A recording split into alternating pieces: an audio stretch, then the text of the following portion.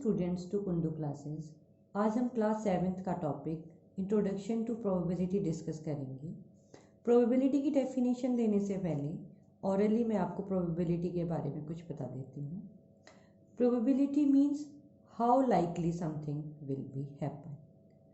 The word probability and the chance are quite familiar to everyone.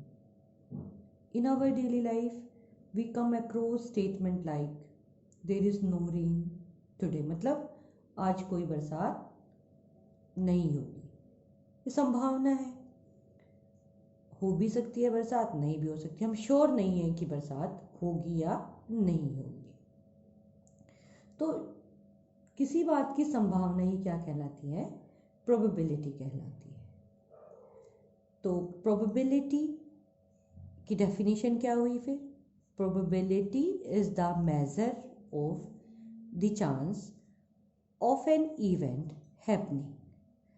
अब probability के अंदर कुछ टर्म्स यूज होती हैं, जैसे कि experiments, outcomes and sample spaces. मान लो हम एक कॉइन टॉस करते हैं तो हमें क्या प्राप्त होता है? या तो हेड आएगा या टेल आएगा। ठीक उसी तरह से अगर हम किसी डाइस को थ्रो करते हैं तो जो पॉसिबल स्कोर है वो क्या आएगा? 1, 2, 3, 4, 5 एंड 6। तो जो एक्सपेरिमेंट है वो क्या हुआ? जैसे टॉसिंग अ कॉइन या throwing a die. The act of tossing a coin और throwing a dice is called an experiment. तो सबको एक्सपेरिमेंट समझ आ गया? किसी कॉइन का टॉस करना या किसी डाइस का थ्रो करना, ये क्या कहलाता है? एक्सपेरिमेंट कहलाता है। आउटकम्स। अब ये आउटकम्स क्या होता है? जो स्कोर हम प्राप्त करते हैं, जैसे हमने किसी कॉइन को टॉस किया तो हेड या टेल आया, या किसी डाई को थ्रो किया 1, 2, 3, 4, 5, 6 आया, तो ये क्या कहलाता है? Outcome. The score that you get is called an outcome.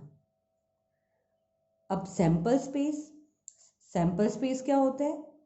तो जो ये लिस्ट बनकर हमारे सामने आती है, जैसे हमने एक कॉइन को टॉस किया, हेड और टेल आया, तो ये क्या हो गया? Sample space.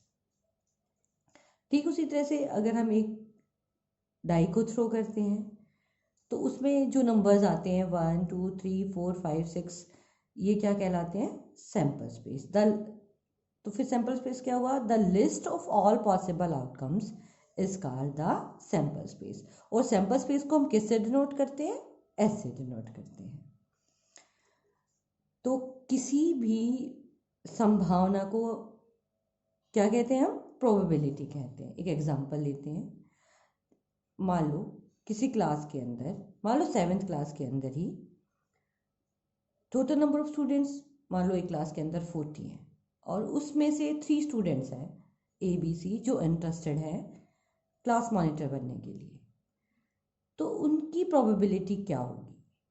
अब मान लो ए भी क्लास मॉनिटर बनना चाहता है, बी भी क्लास मॉनिटर बनना चाहता है और सी भी क्लास मॉनिटर बनना चाहता है। तो हमने मान लिया कि हम ए को क्लास मॉनिटर बनाएंगे, तो ए की प्रोबेबिलिटी क्या हुई? ए तो 1 है और जो इंटरेस्टेड स्टूडेंट्स है वो 3 हैं, तो ए की प्रोबेबिलिटी हुई 1/3। तो हम इसको मैथमेटिकल फॉर्म में कैसे लिखेंगे? हम इसको मैथमेटिकल फॉर्म में लिखेंगे, probability of an event is equal to number of ways the event can happen divided by total number of possible outcomes. तो प्रोबेबिलिटी ऑफ इवेंट को डिनोट करते हैं P ऑफ E से, और जो फॉर्मूला बनता है वो बनता है P of E is equal to number of ways the event can happen divided by total number of possible outcomes. अब प्रोबेबिलिटी जो है, जो हमारे पास आंसर निकल कर आता है वो 0 और 1 के बीच में लाई करता है। तो probability of an event lies between 0 and 1। Probability ना तो 1 से बड़ी होती और ना 0 से छोटी होती, मतलब नेगेटिव होती। वो हमेशा किसके बीच में लाई करती है? 0 और 1 के बीच में। तो probability of the sure event is 1। तो जो श्योर इवेंट है, तो श्योर इवेंट मतलब जो चीज़ डेफिनेटली होती ही होती है, उनको हम श्योर इवेंट्स बोलते हैं। तो उसकी प्रोबेबिलिटी हमेशा 1 होती है। तो probability of impossible event, impossible event की प्रोबेबिलिटी 0 होती है। अभी इम्पॉसिबल इवेंट्स कौन से होते हैं? अभी हमने एग्जांपल लिया था, जैसे थ्रोइंग ए डाई, एक डाइस को थ्रो किया, उसमें 1 2 3 4 5 6 नंबर्स आए, और मैं कह दूं आपको कि 7 नंबर आने की प्रोबेबिलिटी बताइए। अब 7 तो होता ही नहीं उसके अंदर, तो इम्पॉसिबल हो गया, तो उसकी प्रोबेबिलिटी क्या होगी? 0 होगी।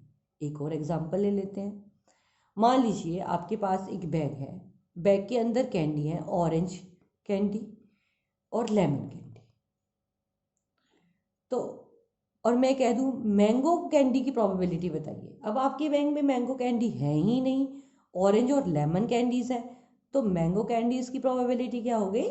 0, क्योंकि वो इम्पॉसिबल है। ओके, तो आपको पता चल गया कि प्रोबेबिलिटी लाइज बिटवीन 0 एंड 1। अब हम एक और एग्जांपल लेते हैं कार्ड्स का। तो एक standard deck of playing cards में 52 कार्ड्स होते हैं, और उन 52 कार्ड्स में 4 सूट्स होते हैं। मतलब उन 52 कार्ड्स को हमने 4 सूट्स में बांटा हुआ है। तो 2 सूट्स जो है वो ब्लैक कलर के होते हैं। There are 2 suits, spade and club. जो स्पेड है उसके अंदर 13 कार्ड्स होते हैं ब्लैक कलर के, क्लब के अंदर भी 13 कार्ड्स होते हैं ब्लैक कलर के। ठीक उसी तरह से जो रेड सूट है उसमें हार्ट और डायमंड लेते हैं। ये शेप्स यहाँ पर दिख रही होंगी आपको, ये रेड कलर में हार्ट बना हुआ है, ये डायमंड। ये भी 13 कार्ड्स होते हैं और डायमंड वाले भी 13 कार्ड्स होते हैं। तो टोटल कार्ड्स 13 + 13 + 13 + 13 कितने हो गए? 52। तो जो ब्लैक सूट में हुए स्पेड और क्लब वो टोटल 26 हो गए, और जो रेड कलर में हुए हार्ट्स के और डायमंड के वो भी 26 कार्ड्स हो गए। तो जो ये कार्ड्स हैं, आप इनको अगर नेमिंग से देखें, आप सबने प्लेइंग कार्ड्स देखे हुए होंगे, उन कार्ड्स के अंदर एक फर्स्ट नंबर का जो कार्ड होता है वो एस होता है, फिर 2 3 4 5 6 7 8 9 10 और एक जैक, एक क्वीन और एक किंग होता है। तो ये इस तरह से 13 कार्ड्स बनते हैं हमारे पास। इन 13 कार्ड्स में से जो किंग, क्वीन और जैक्स हैं ये फेस कार्ड्स कहलाते हैं। इन तीनों पे पिक्स लगी हुई होती हैं। देखना आप, एक पे किंग की पिक बनी हुई होगी, एक पर क्वीन की और एक पर जैक की। तो इनको ये कार्ड्स कौन से कहलाते हैं? फेस कार्ड्स कहलाते हैं। तो टोटल फेस कार्ड्स कितने हुए?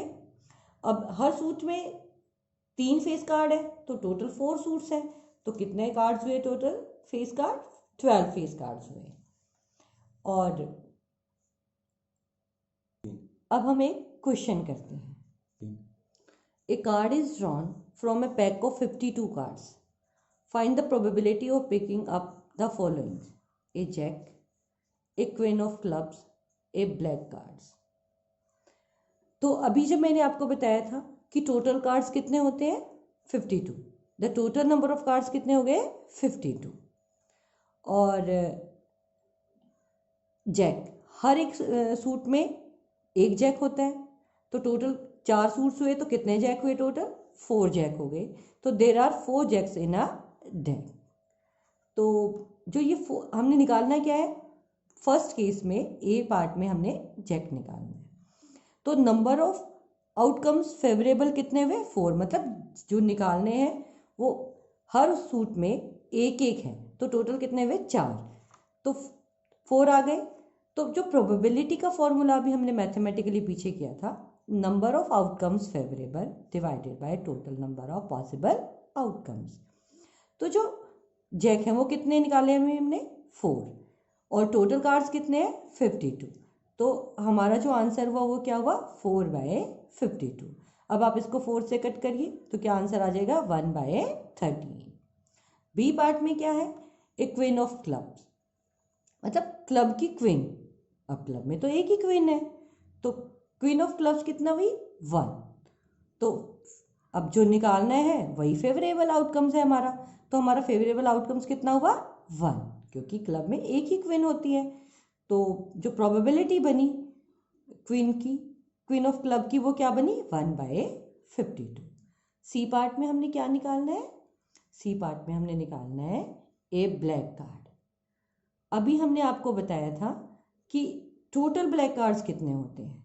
टोटल ब्लैक कार्ड्स 13 स्पेड में होते हैं, 13 क्लब में होते हैं। तो टोटल कितने हो गए 26। 13 + 13 कितने हो गए 26।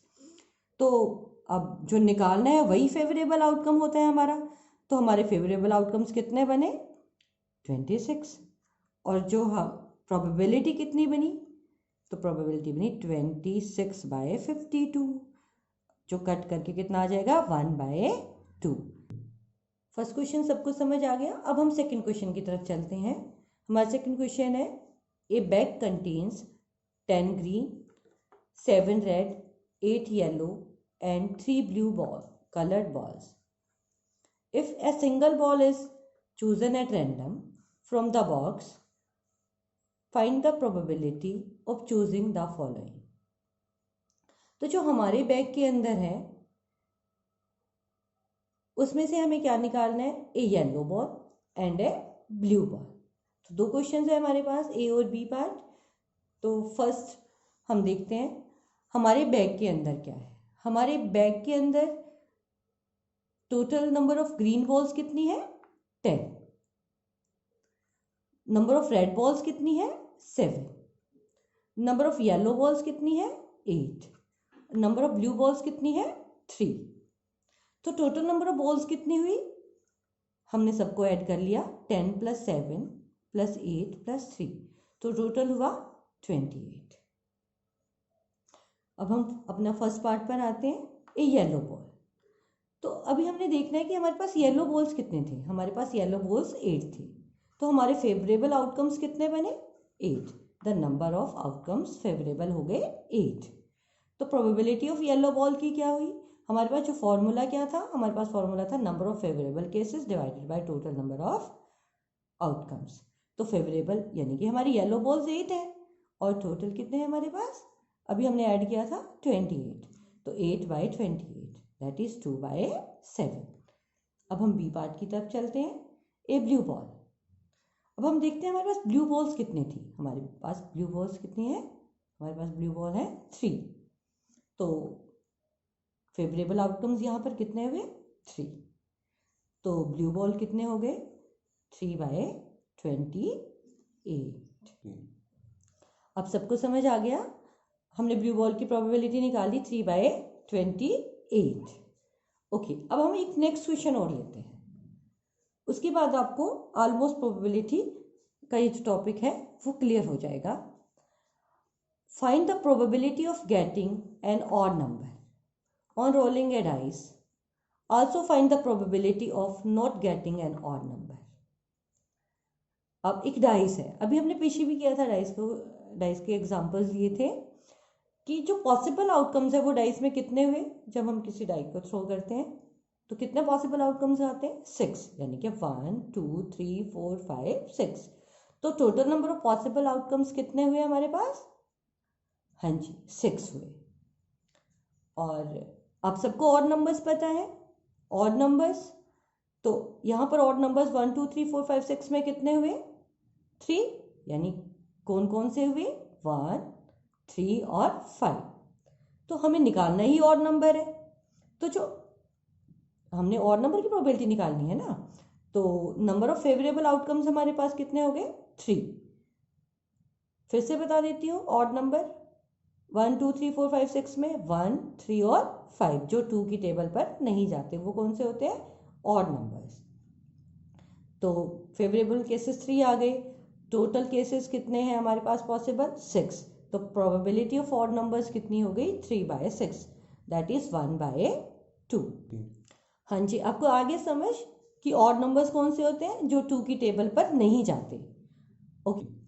ओके, अब हम इस पर आते हैं, जो नेक्स्ट हमारे जो सेकंड निकालना है, also find the probability of not getting an odd number. अब not getting on odd number क्या हुआ, इवन नंबर। जो ऑड नहीं है वो क्या होंगे, इवन होंगे। इवन कौन से होते हैं, जो 2 की टेबल पर जाते हैं, जो 2 से डिवाइड होते हैं। तो इवन नंबर्स हमारे पास 1 2 3 4 5 6 में कौन से हुए, 2 4 6। तो फेवरेबल केसेस कितने हुए यहाँ पर, 3। तो प्रोबेबिलिटी ऑफ इवन नंबर कितनी हो गई, 3/6। कट करके कितनी आ गई, 1/2। उम्मीद है आपको ये टॉपिक समझ आया होगा। हमारी नेक्स्ट वीडियोस को देखने के लिए हमारे चैनल को सब्सक्राइब कीजिए, लाइक कीजिए और बेल आइकन को दबाइए, ताकि आप हमारी नई वीडियोस, आने वाली नई वीडियोस देख सकें और उनका फ़ायदा उठा सकें। Thank you for watching.